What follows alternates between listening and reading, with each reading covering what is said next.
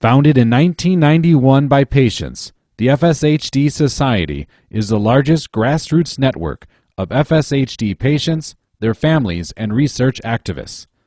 The FSHD Society offers a community of support, news, and information for the millions of people affected by FSHD worldwide. This is FSHD Society Radio.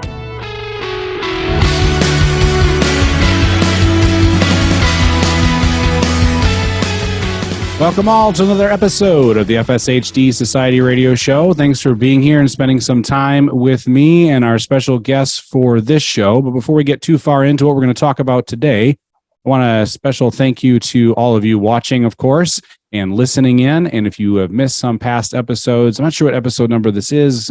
I think we're up in like the 70s or something by now. It's been all remarkable and so much fun to bring them to you. But if you've missed any, you can find them all out there where you find your podcast. So I use Spotify, others use Google. I believe it might be on iTunes, not totally sure. They are difficult to actually get podcasts on. Other than that, you should find it pretty much in any platform. Just go ahead and search FSHD podcast or FSHD Society Radio Show. Those kind of keywords should get you to us. And always grateful. Also check out everything going on, news, notes, etc., which we'll talk more in detail about at the end of the episode. Visit fshdsociety.org.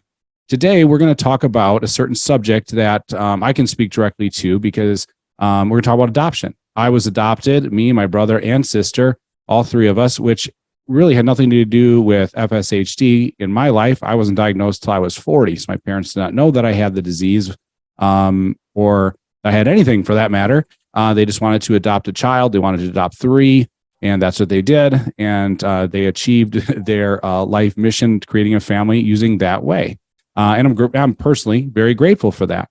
But it also leads to this other side of adoption, conversation when it relates to FSHD. And those that are maybe thinking about planning a family, whatever your family dynamic is, it might be something that has crossed your mind. How do we go about doing it? What are the pros or cons? Do you even get in that kind of conversation with it? What are some of those questions that maybe you didn't think to ask each other? And maybe some of the people that are here today are going to do that. Maybe help you kind of think of it from a different perspective. So today we're going to bring in Deb, Mary, and Jim all together in a big, four of us. So we'll try not to probably talk all over each other, but we each of them have something to do with adoption choice and FSHD. So we'll kind of go around the room or the screen, so to speak, if you're watching along with us. Why don't we start with Deb? Deb, welcome. Thanks for being here. Thank you. I'm glad to be here. So tell us a little bit about yourself. Where are you from and a little bit of your background? Sure. I'm originally from New Hampshire, southern New Hampshire. I live in outside of Frederick, Maryland now, and that's about an hour outside of DC and an hour outside of Baltimore. And what else can I tell you? You do have FSHD. Is that right? I do. Right. I could tell by your shirt, which I absolutely love. Yeah, I know. I've been around in these circles. I'm going to date myself a little bit here. So I was diagnosed about age 10 or 11. So that was like right around 1978. So I've lived with it for a long time. It turns out my father had it. He knew something was wrong, went to many doctors, didn't get diagnosed until after I was diagnosed. I think in some ways I got very lucky. I just had a very observant pediatrician. I started showing signs about 5 or 6 is when my parents first noticed it. And, so I got diagnosed very early. There are times I wish that I had that. I wish I had that period of not knowing. Yeah. But it is, I remember you talking about, you went in to the doctor, one person, one way, thinking one way, and you came out another. Yeah. And I'm sure we'll circle back to this because it's part of my adoption story is FSH was always part of my life as far back as I can remember. And so as far back as I can remember thinking about a family, I knew I wanted to be a mom. I couldn't envision life without having children in my life. It was so important to me. And as far back, as I can remember, even in my teens, I wanted to adopt. I knew Wow. that was the right path to motherhood for me. That's interesting. I mean, to feel that pull to do that path, to have that path forward as a motherhood, Right. at that young of an age, that's interesting. Yeah. And again, maybe I'm dating myself. I mean, my career was very important to me. I had a really great career, lots of other things in my life, but motherhood was just top, really, really important to me. Wow. So. And then Mary and Jim, welcome also for, coming to the show and spending some time with us a little bit and talking in this subject that for some might be difficult to talk about. So I don't want it to be forgotten that this is a little bit courageous here, that you three have kind of put yourself on the front here. This is not, for some reason, maybe we'll talk about that too. It's not always easy or comfortable for those to talk about adoption in regards to FSHD. So welcome, guys. Mary, Jim, why don't you do the same as Deb? Introduce yourself. Where are you guys from? Okay. Hi, I'm Mary Howard. I'm the one with FSHD, so. Mary. Gotcha. Okay. Yes. So I'm from Carroll County, Maryland. We actually live in Carroll County, Maryland still. And Jim and I met in 98 and I'm sorry, No, 89. 89. Okay. Did that the opposite way. In 89. And we found out a year before we got married. FSHD. And we got married in 1992. We decided to start a family in Carroll County. I worked in Towson. Jim worked in Fort Meade area, and we kind of just, all right, it seems like he's in Columbia, I'm in Owings Mills. Let's just go back to the Carroll County area. Yeah. area. So, And then being from around there, obviously you're comfortable with creating a family in that community, found a good spot, right? And comfort. It's kind of same with me too. I grew up where I am, living now with 2 kids. So I get it, right? Sometimes the best place is where you are, right? Just stay close. yeah. So when you guys both met and you were starting dating and so forth and engagement in that process, FSHD was not on the radar then? Well, I'll go ahead and give Yeah. my story then, similar to Deb, the FSHD part of it. Lived with Mary, obviously, in Carroll County, originally from northeastern Pennsylvania, Wilkes-Barre area. So yeah, I was diagnosed at age 25, which was 1990. I was a weightlifter. It's originally started with I had noticeably overhead presses on my right side were more difficult than on my left side. That progressed pretty quickly to where I couldn't put my right arm over my head any longer. Went to at least a dozen doctors, orthopedics, and so forth. None of them giving me a very good answer. None of which I believed. Finally, had a friend who said, "Why don't you go see my primary care? He's a pretty smart guy." So I went to see him, and he was actually, humble enough to say, "I have no idea what's wrong with you, but I think you need to see somebody at a university level." Which he sent me to the University of Maryland. He was still thinking orthopedics, so he sent me to an orthopedic at the University of Maryland. But that was the key to get into, where people that are up on research know rare diseases. The orthopedic recognized it as something he thought was systemic rather than local to my shoulder. He sent me to a very good neurologist at the University of Maryland, who within about 5 or 10 minutes said, "I believe you have FSHD, muscular dystrophy." And turns out, he was correct. No genetic testing for it at that time, not until that didn't come around until 2010 or sometime after 2010. Yeah. But they did the biopsy, and the biopsy came back as well. We can't tell for sure. We have no way of knowing. In fact, at that time, I think they only suspected it was on a chromosome 4, deletion, or not deletion, but actually, a deletion or a non-repetitive sequence issue.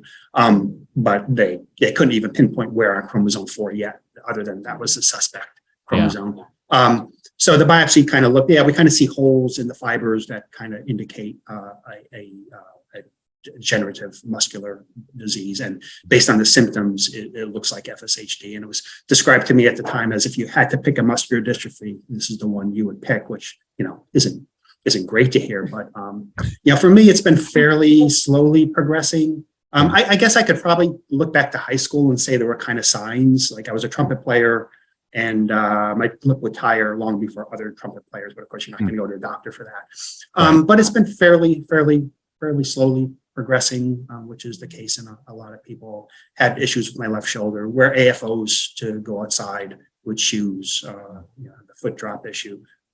So it's kind of a typical path, maybe, I don't know, but seems to be a fairly common progression of the disease. So that's my FSHD story. I'm a computer scientist, which works out really good because I can work from home and things like that. I don't have to really drive to go to work.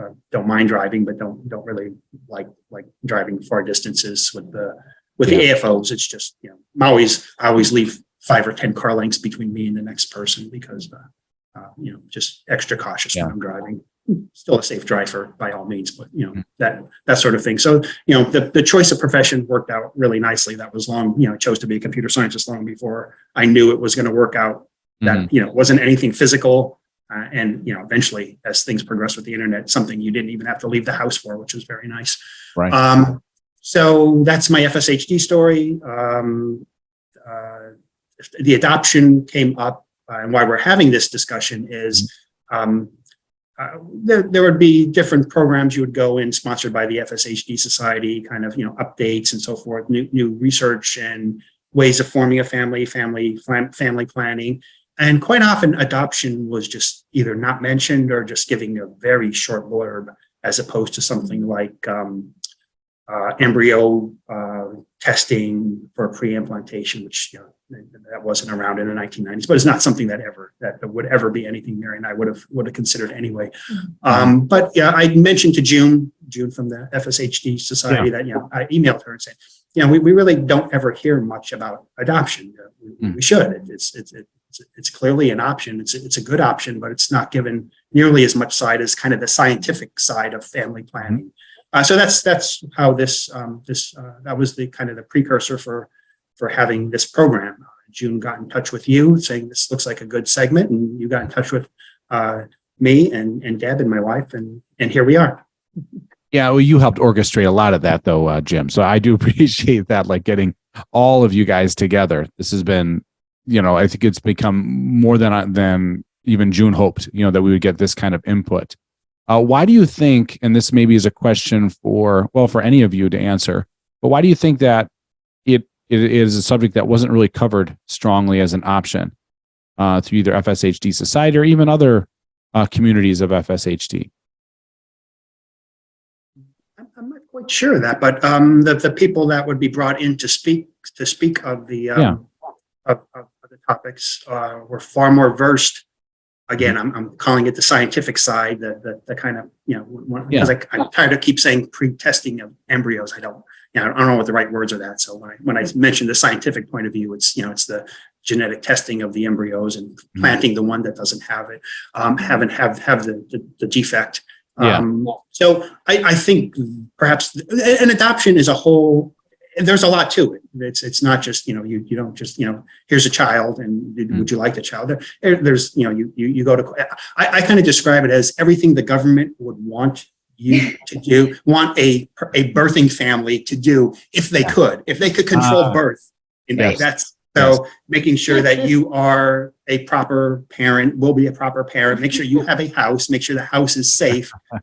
Every way that you can be screened, you are screened, which certainly they would like to do for It's intrusive. Right. Yeah. So there's it's a long process. There's a lot to it, and I just don't think maybe the family planners are well versed in that, because it's normally a social worker. It's mostly social workers that get involved in that, and they can certainly be invited to talk about it, and probably should be.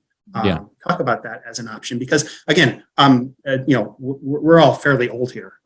So our adoption experience is, 20 plus years old. Yeah. So I'm sure it's changed. So it would be good to get, more modern, more up to date information on what the current process is for adoption. I'm sure a lot of it hasn't changed as far as your home is checked out and your background is checked Right. out and so forth. I'm sure none of that has changed, but where you can adopt from, countries that you can adopt from, domestic versus international as a whole, you could have a whole program on, just the logistics of adoption. Right. And and I didn't want to make this necessarily like the how-to, more like exactly. Yeah, right. And we couldn't answer that anyway because it's our experience is so old, so different.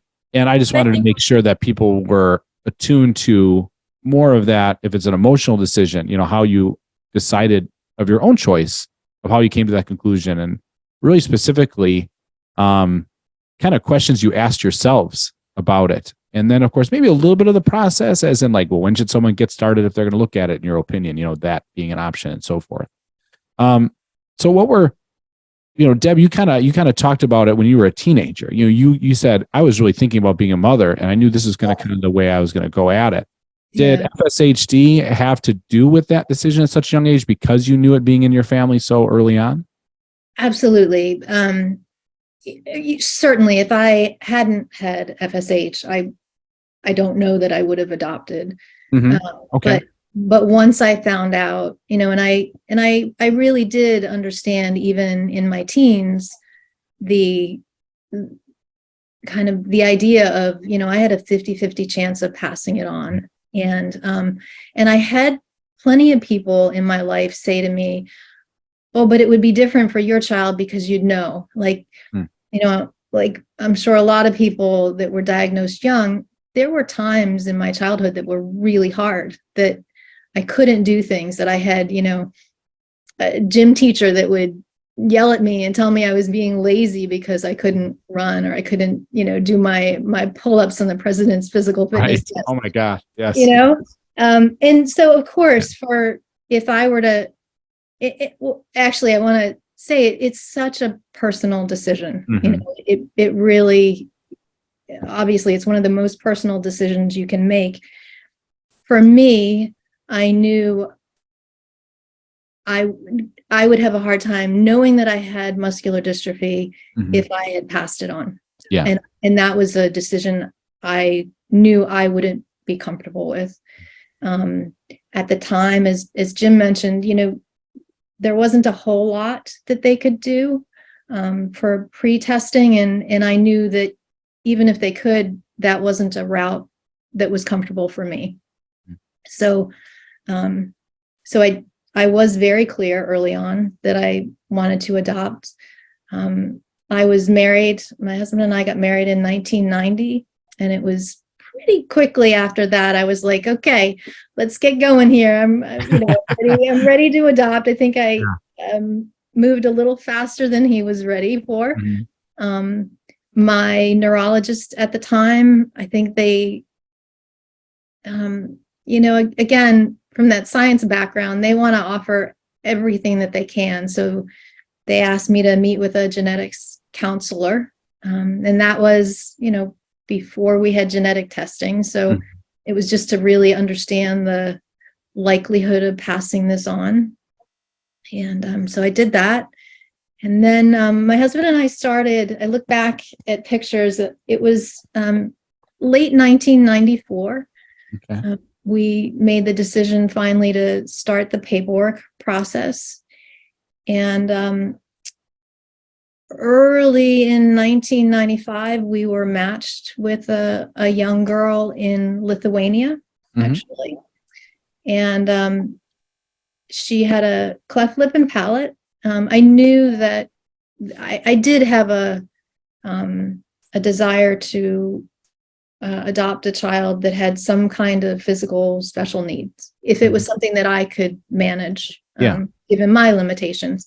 So we were matched with a little girl with a cleft lip and palate, and we're all ready to go. Felt very, very attached to her. And we unfortunately found out that she was too sick to be adopted. So we kind of stepped back for a few months, and I'm sure some of that is similar to what parents go through if you lose a pregnancy. It was a mourning period. And we waited a few months, and then of course I was like, okay, I'm ready to go again. Let's start this process again. And again, I'm dating myself because what happened then was, this was 1995. We chose to adopt through Russia. Mm-hmm. And the contact in Russia would send a VHS tape back and with the children that were available for adoption. And because we were matched with a girl the first time, we were thinking we were going to adopt another girl. Mm-hmm. And it just so happened that the girls on this VHS tape were at the end of the tape, and the boys were. You had to get through the boys' videos before you got to the girls. So we had been in I talked with my son when I wanted to make sure he was comfortable with me doing this. Yeah. I told him this story, and he's like, I hadn't heard that before. So anyway, my husband and I go in.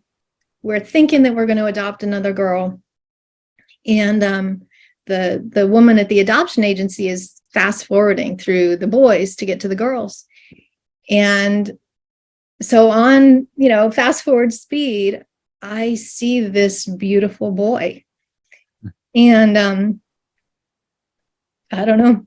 You said stop, right? You're like, hey, wait a minute. I really did. I said stop, and I said, that's my son. Wow. So I knew right then that I was somehow meant to be connected with this child. That is wild. Wow. And it wasn't easy. So I'm going to show this. I know. Please. I got the okay. So this was the very first picture that we saw. And this is my son at 9 months. This is a caregiver from my goodness. He was in an orphanage in Russia. So that's my beautiful son. Yeah, look at that. And really felt connected. Wow. And Russia unfortunately put a moratorium in place. Oh. And that lasted for, again, we were all ready to go. Yeah.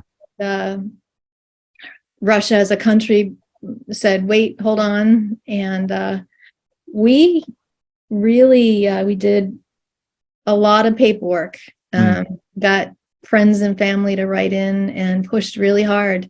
And when things opened up again, actually, we were already over in Moscow when we finally got the okay that adoptions could start again. So how long was that period? So I have in my notes, it was April of 95 when I first saw him, first got his picture, and we were connected, and we adopted in February of 96. February 6th of 96, it was finalized. That's amazing. Wow. Yeah. That must have been heart-wrenching, because your reaction and the way you told the story, obviously very emotional, to see his eyes, see his face on the screen, and then to go through that process just for it to stall out. Did you have any doubts that it was going to happen at all? I think every once in a while, but I think if you talk to people that knew me at that time, I was so determined that was my child. I would do whatever I needed to do to get to my child. Right. Wow. Spoken like a true mother. So the bond can be that strong. But yet I also want to share that, back then, this is, again, like Jim said, this is 30 years ago. So there's a lot that's changed. But 30 years ago, we weren't talking about attachment challenges and other things that you really need to be addressed. And so I think on the one hand, I can say he was my son. I would do anything to get to him.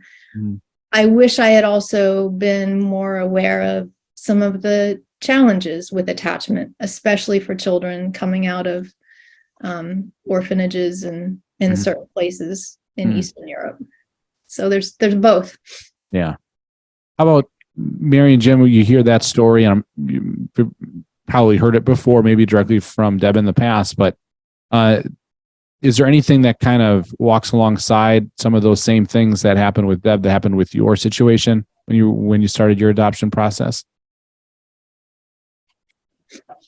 Yes.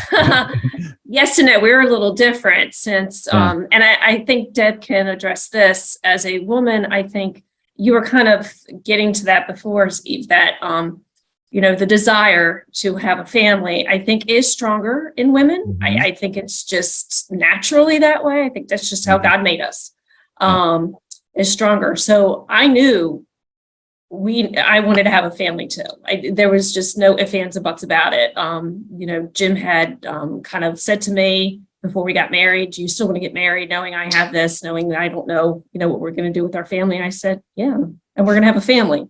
However that may be, I was fine with that. I just knew that I always wanted to, as a little girl, as Deb was saying, I always wanted to birth a child. I've got 3 older sisters. I have nieces and nephews. I've seen my sister go through it.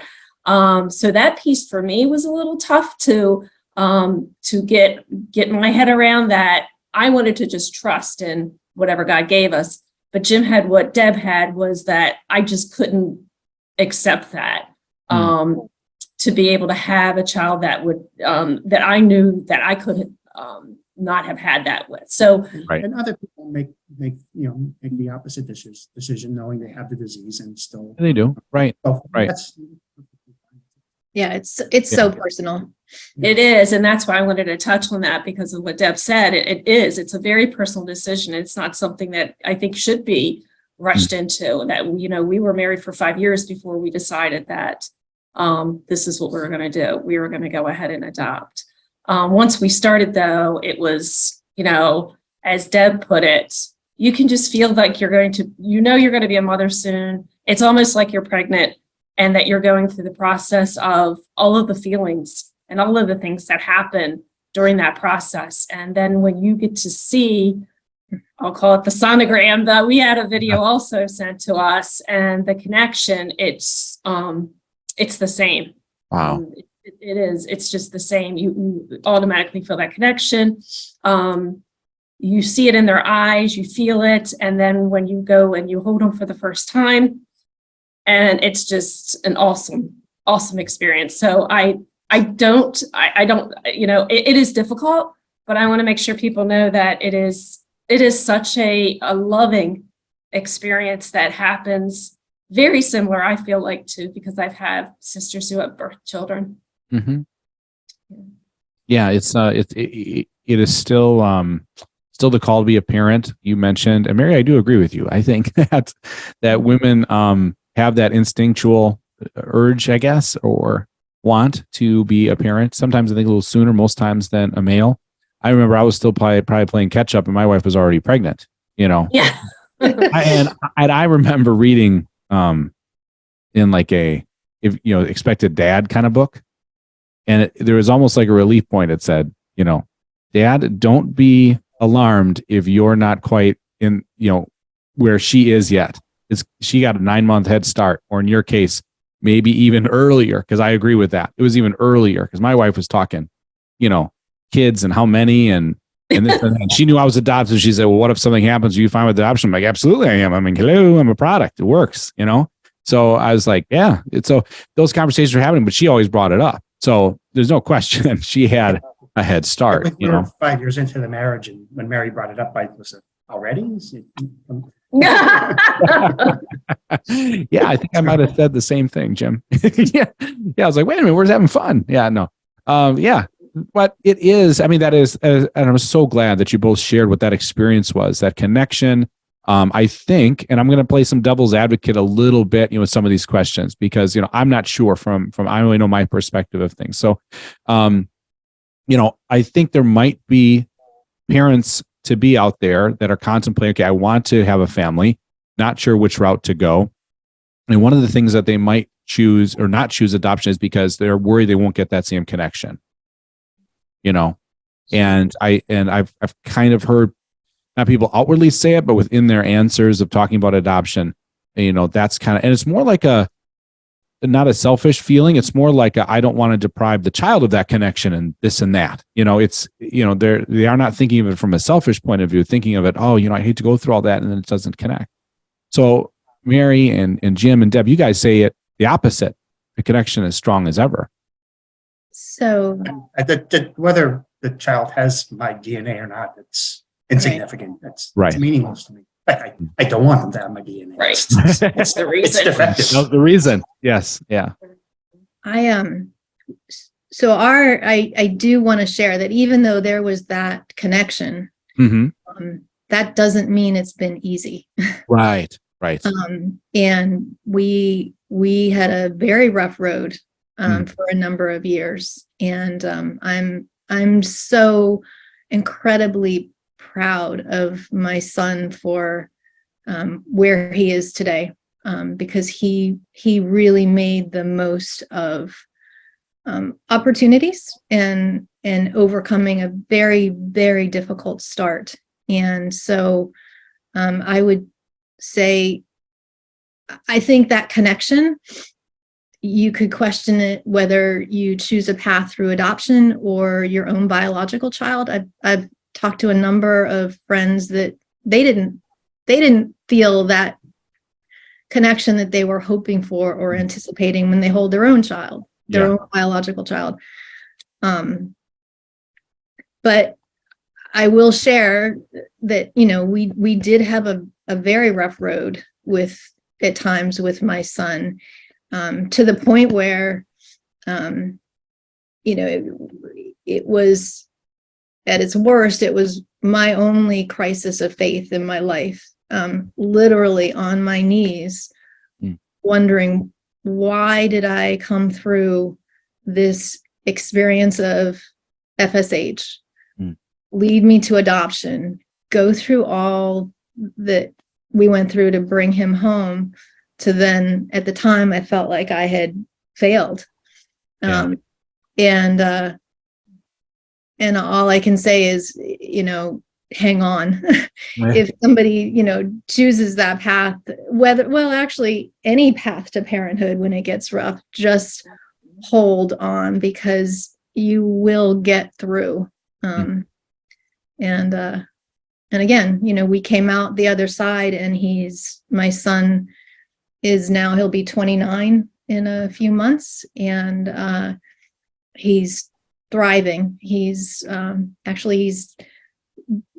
back to law school. He's, he's just an amazing human being. That's amazing. Mary and Jim, do you want to speak to that too?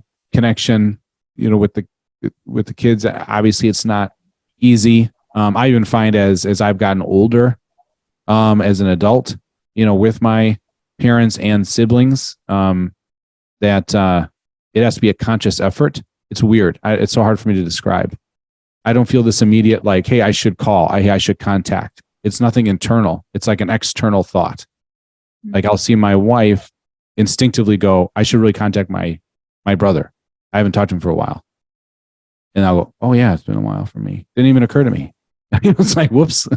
So, and I kind of put that on because I almost feel like maybe because there wasn't that DNA tie. I don't know. I'm just making that up. I'm just not as good of a connector. But how about for you? Our family was very supportive, accepting. There was just never an issue. Yeah. I mean, there's various paths to adoption, and particularly internationally. Right. When we adopted, there were several main places people were adopting from: China, Korea, and Asia, or Eastern European, Russia, some of the Eastern European countries.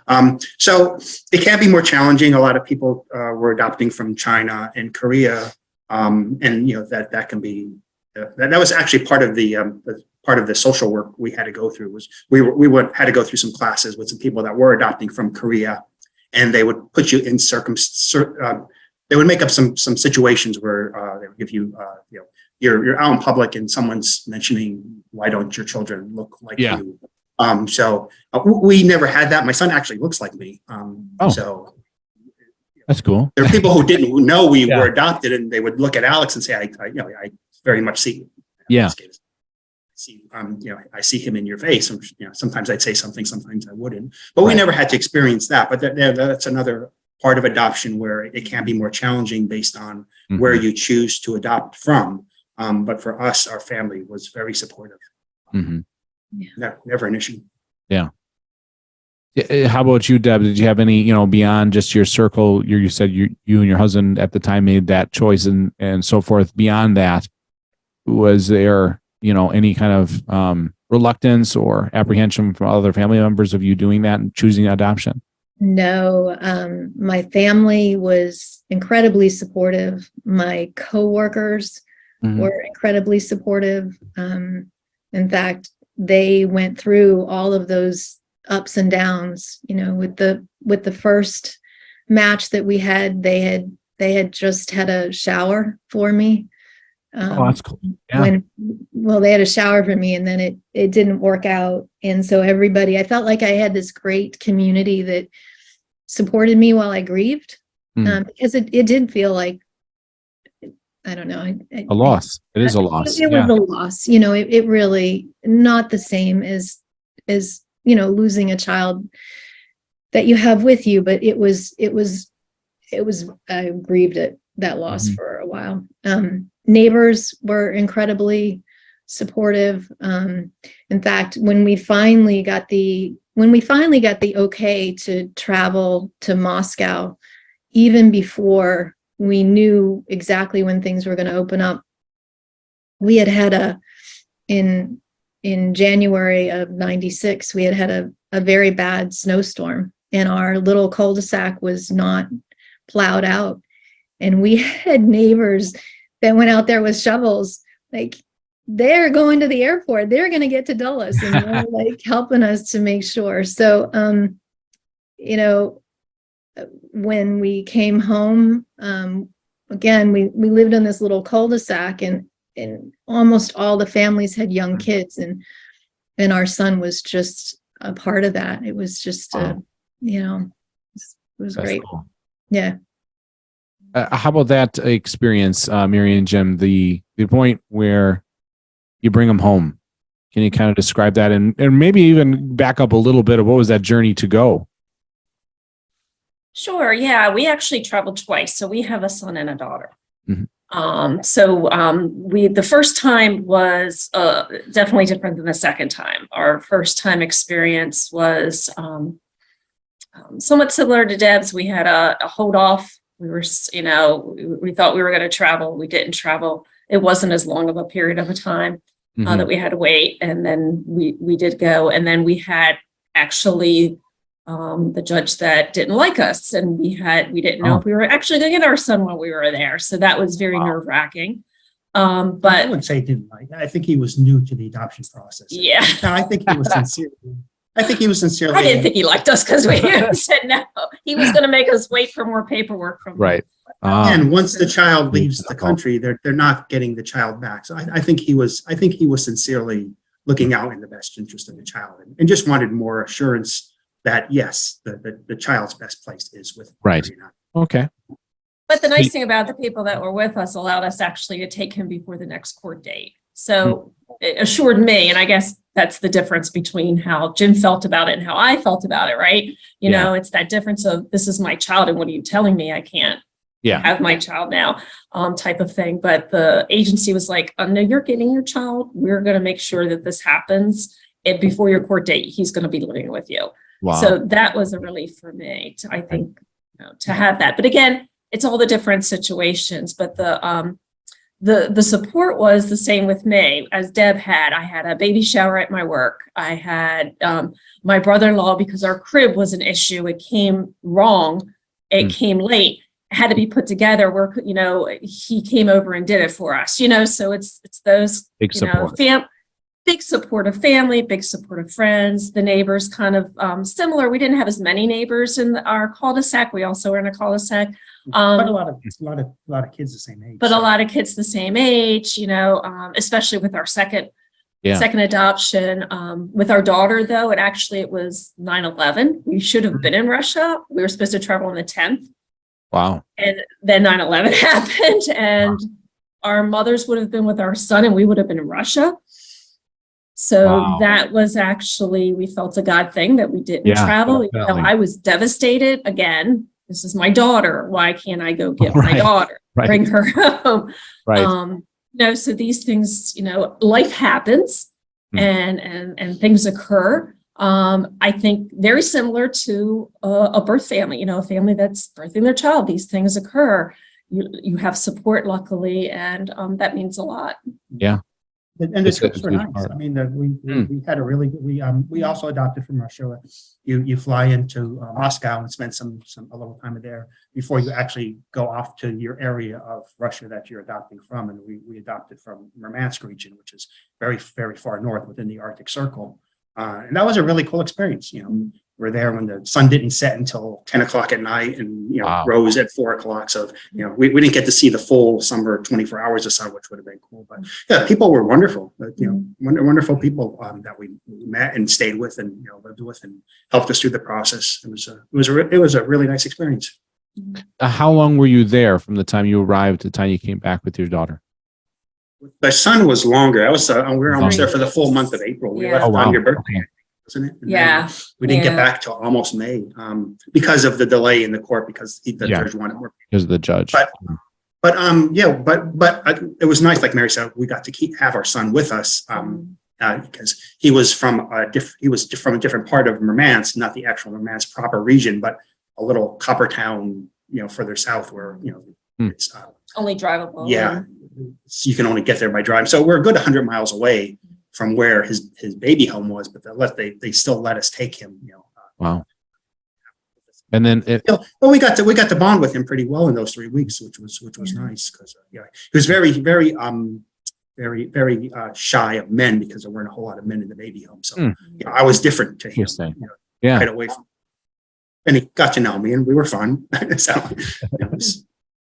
it was kind of nice having that time there before we brought. Yeah, him so it's just the two of us with him compared to coming home and family and stuff. So, sometimes out that allowed us to have that time. Mm-hmm. But our daughter was quick. We actually were less than 14 days. Yeah, that was a very. Oh, wow. fast. That was a lot I think faster. it was 12 Yeah. days. Yeah, we were. Which was closer very- to normal because we It traveled was. with another couple on our first trip, which was nice because everything was new. So we had another American couple with us who was also adopting from the same region. And but they had a much faster process. They were out and we were still there another week and a half or so. Right. When they were Wow. But I think the thing with our daughter that was kind of interesting was that, again, we think it was just meant to be.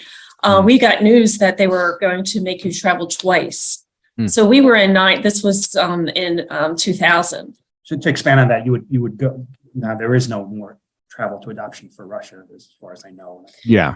So you're Anyway, with the goings on in the world, but they changed the process so that you would make it a 2-trip process. You would go there, meet the child, make sure that this is a child you really are going to take home, go back home, and then in a few months go and have your court proceedings, which I couldn't imagine doing that. That's With our son here and only having, our parents were older our still. moms stayed here. With It didn't seem like this might be what we were supposed to be doing, so we questioned that.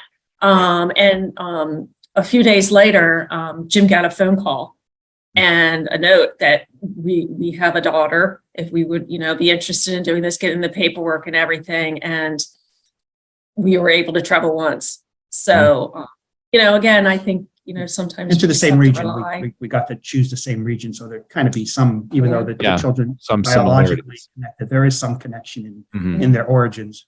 That's that. Yeah. So then there too. I mean, I know I would, when I was, I don't know what age I was, but I was pretty young enough to understand that I was adopted. I was just told, and it made sense because I looked nothing like my brother, a little bit like my sister, and kind of a little bit like my parents. But I think in the back of your mind, you wonder why that is. And so I have it explained for me so quickly and in such a matter of fact way, like, well, this is just how it went. Oh, okay. And I just went on with my life. It wasn't like this big orchestrated ordeal or anything in my story, and made sense to me, and life continued forward. Did you end up, or when did you end up telling kind of your kids about the adoption process, the fact that they were adopted and so forth?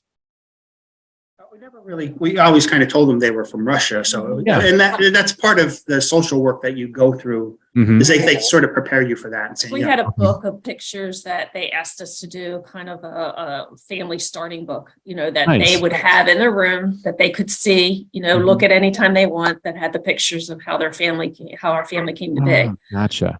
So it was, like Jim said, it was like a natural thing. We just, Yeah. it wasn't a time that we sat down and said, by the Mhm. way, It was just always there. Yeah. it was always there. I mean, our Alex was 3.5. Oh, I said his name again. It was 3.5 when we went to get his sister, and he had questions that I was just shocked at a 3.5-year-old. But again, I just think it was just a natural thing because it was always an open situation, open talk about it. Right. It wasn't something hidden. It wasn't something elaborated on though.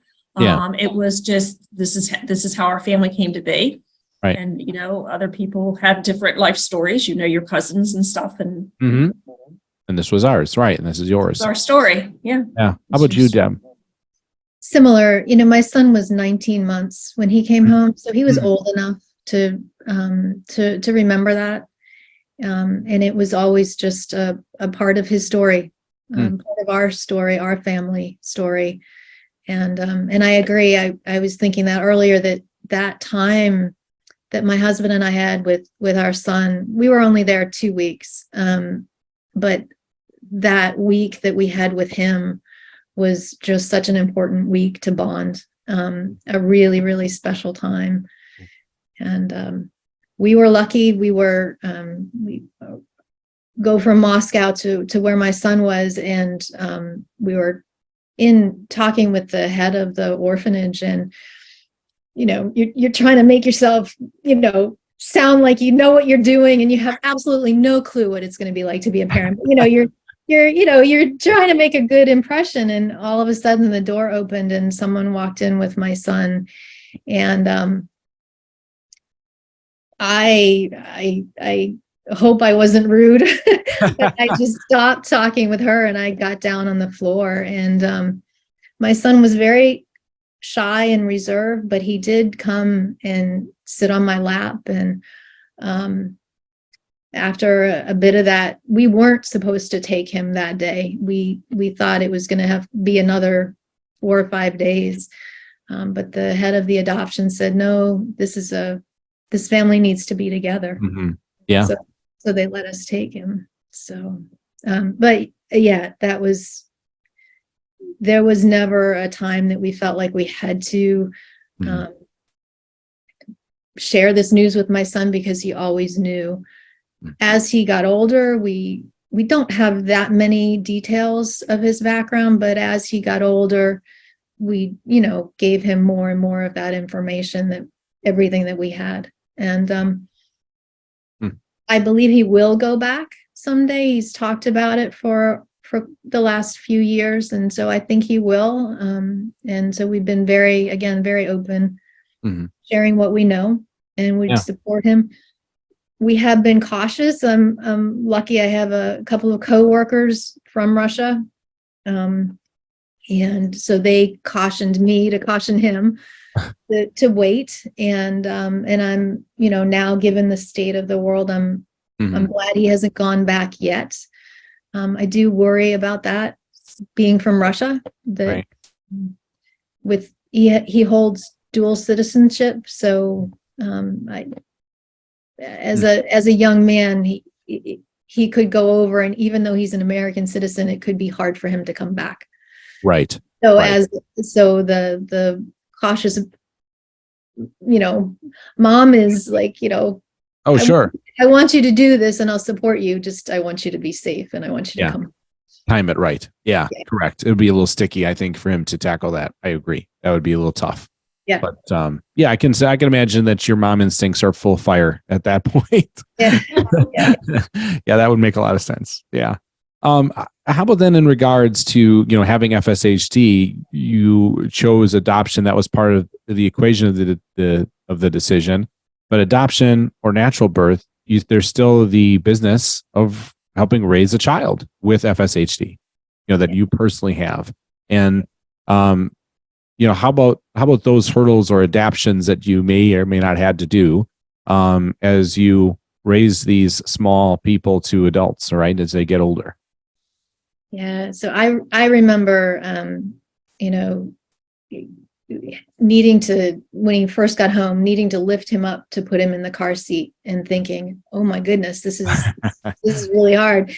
And I always felt just very grateful that whenever I would reach a point that I didn't think I could physically do something anymore, he would reach a new milestone where he could climb up into the car seat on his own. So all I had to do was buckle him in. Yeah. I remember in the middle of a tantrum one time, somehow managing to, get arms and legs and pick him up and carry him up to the second floor to put him in his room. And, like, how do you do that? Yeah. Can't even imagine doing that now.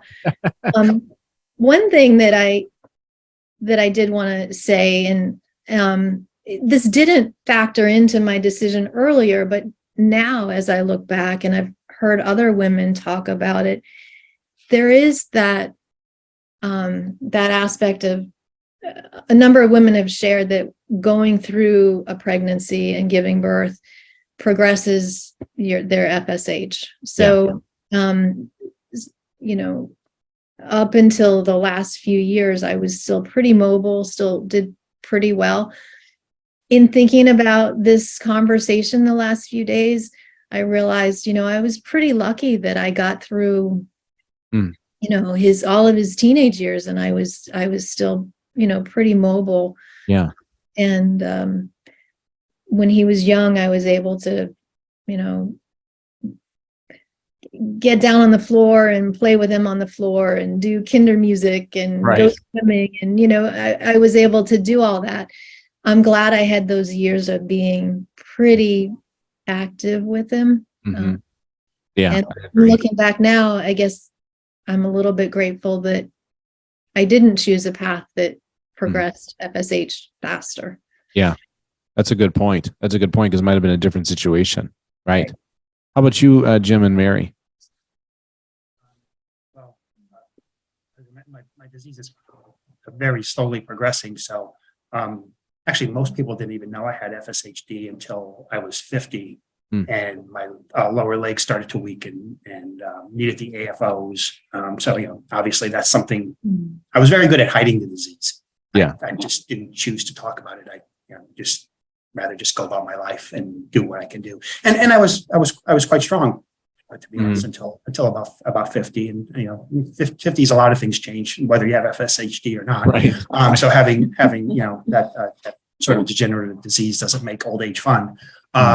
Nonetheless, my children didn't know I had FSHD until I was 50 and my legs weakened, and I had to explain what are these funky things you need in your shoes to help you to walk. So no, there weren't a whole lot of challenges in raising the kids. Other than things I would try to avoid doing because we would still swim, but I didn't like to be places where I'd have to take my shirt off because it's obvious there's something quite right there. If my friends would ask me to play golf, I knew I can't play golf, so I'd make up some excuse. But most things I could still do. So it wasn't until my 50s until I slowed down quite a bit. So challenges of kids. I was lucky enough to still be able to coach my son's little league team, T-ball team. So I got to do a lot of the things most dads would want to do. So that really wasn't a big issue for us. Oh, that's good. Yeah, because I think that crosses some people's minds.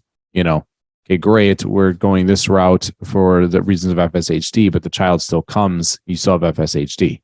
That part of the equation doesn't change whichever path you go. Be prepared for whatever that may be, right? And make your own decisions.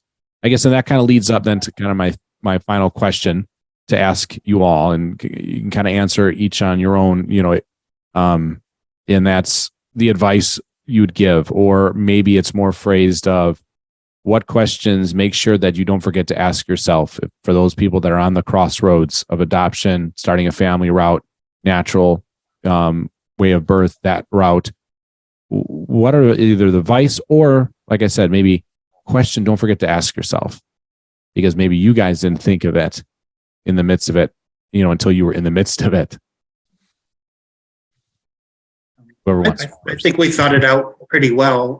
Yeah. But just keep in mind that, like the phrase goes, adoption is always an option. Mhm. It's not presented often enough as it should. So, at least give it a choice. Yeah. Put it in front on the table as one of the potential paths. And, there are social, I know something like Catholic Charities I believe they still do adoption, advice. Yeah, they're still involved with the adoption process, but we went through Catholic Charities as our adoption, our path to adoption, and the social workers and guiding us along the route. So they're still there's I'm sure there's other social agencies that can help, but definitely give it a choice. Yeah, but they also had something when we were looking at it that was interesting, where you can go and you can see all the different agencies available. And I'm sure they still have that. I mean, we were in Silver Spring again. This was, like Deb said, almost 30 years ago. So, but they had like a workshop where you go and you can find out information about each different agency and where they deal with. And that kind of gives you more of a full view of the process. I myself like that instead of calling each agency and seeing. So I would think that is still available, and it can be Googled. Oh, sure. Yeah. To be able to see, well, when are they doing that workshop? And throughout the course of the year, I think it was twice that they did that. So again, making adoption an option, as Jim said, and being able to work through it together to see what, and they'll give you that when you go to the workshop, like the pros and cons and how your family can become a family unit in multiple different ways. Good advice. Deb, how about you? Yeah, so we did go through a private adoption agency, and so from that, I would just say make sure you work with a reputable agency. You're once you decide to adopt, you're in a somewhat vulnerable position, and you just want to make sure you're working with a reputable company or organization. But the other thing that I really wanted to share that came up this week as I was thinking about this conversation was, I've shared with you that, I saw his picture. I was so determined. There was this connection. It never occurred to me that I might not be able to love him enough to heal some of his hurts. And I think, obviously, in my situation, that's, things that happened to him in those early months that I couldn't love him enough to heal those completely. I think that happens to parents in any situation, even with biological children, that your children just go through experiences that you can't always help them through. You can support them and you can love them through that. But that was really humbling for me. I went in, full speed ahead and was just thinking about bringing home this child. And I didn't think about, that it could get difficult. Yeah. So kind of just try to keep your mind open, that your determination, don't let it cloud that, hey, this could be tough at times. It sounds like, though, if you have the right support, the right family members with you on this journey, that must help a lot. Surround yourself with those positive people and support. And I think that's great advice if you're choosing, adoption path or natural birth path. Support is always going to help. And the difficulties of having FSHD is already just that. It's extremely difficult, worse for some than others, but still, something you have to deal with on top of taking on being a parent. And I think one of you mentioned, I think maybe it was Deb, right? I was trying to impress them. Like, I knew what I was doing. Like, yes, I'm all set. I'm prepared. And I think we all think that until they hand you the child. You're like, well, we'll see ya. You're like, oh, and what now? yeah. They're like, okay, I guess this is for real now. So we have to figure this out. Well, thank you guys for spending some time with us, opening up our minds to that other possibility of growing a family, creating a family through the path of adoption. As I mentioned earlier, I can speak that it was a great path for my parents on both sides. The natural parent that made that choice, and the adopted parents, my parents, to say yes, and we'd like him. And it worked out for me, and I know that it's working out for all of you too. So thanks for opening that topic up with us a little bit, sharing your lives with us, and what can be a difficult and touchy subject for some, and being courageous enough to raise your hand and say, I would like to talk about this, and make sure that people are talking about it. So thanks, Deb, Mary, Jim. Thanks for being here. Thank you. Thank you. Absolutely. So that's our topic for this show. A little bit of talking adoption. It's another option. So we're going to take a quick break. When we come back, we'll close up shop, and we'll dive into the next parts of the show. We'll talk a little bit about news, notes, etc. And close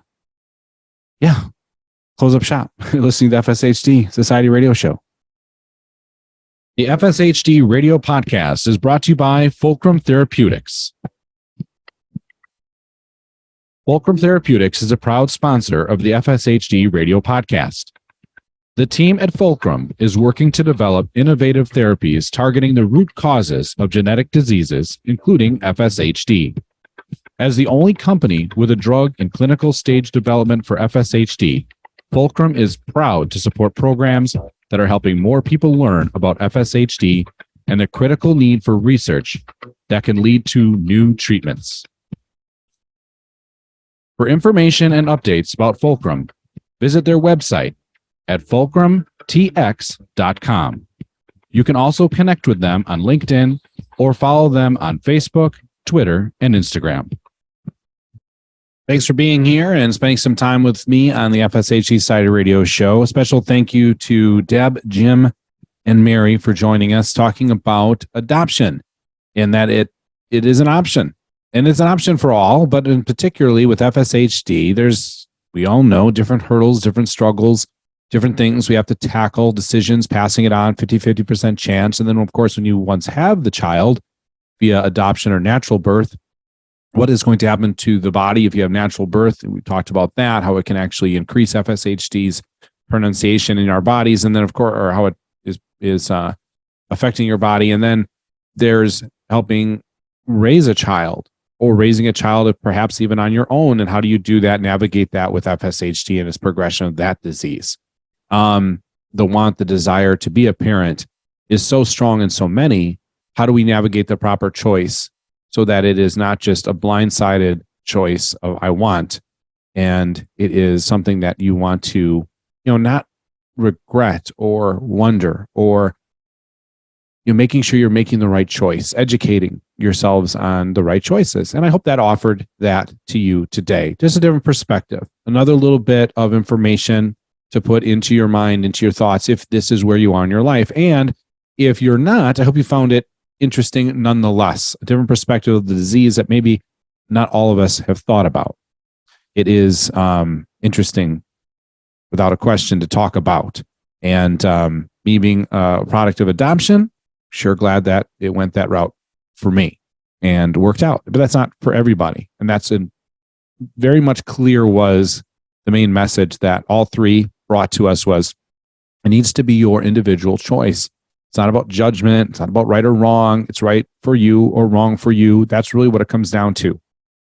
And if you're in a relationship, is it the right decision for both of you? And I think it just has to be talked about all the way through. Don't miss those questions. And hopefully this raised some to help you navigate that decision in your life. The other thing I wanted to mention, and honestly, Deb is the person that brought it up before we hit record on the show. And this show is being recorded on the 5th of March. Just yesterday on the 4th, Judith Human passed away. Those that don't know, and I was educated, thank you to Deb as our guest on the show, to let us know that she passed away and that she was an American disability rights activist, one of the most powerful ones in our history. And she was recognized internationally as a leader in the disability community and making so many changes in how things are handled when it comes to the rights of people with disabilities. So just want to take a moment to mention that and to honor that person, Judith Human, for helping us all. And And thank you, Deb, for bringing it up, because it would have went right under my radar before we would have even hit record, and the moment would have passed. So kind of a moment to kind of say thank you to Judith Heumann for all she's done in her life to improving others. And I thank you all for listening to the show, being here on this episode, and hope to see you more in episodes to come. Don't forget, there's so many ways you can get in touch with our community, getting right with or getting fit with FSHD and other types of groups that you can be involved with. I want you to make sure that you are part of that community. Visit fshdsociety.org to do so, and look forward to bringing another episode to you next month. So stay tuned of who that may be or whom that may be. And once again, if you want to find past episodes, visit us on Spotify and other places you find your podcasts, and search FSHD Society Radio Show. Thank you again all for listening and watching. We'll see you next time. Take care.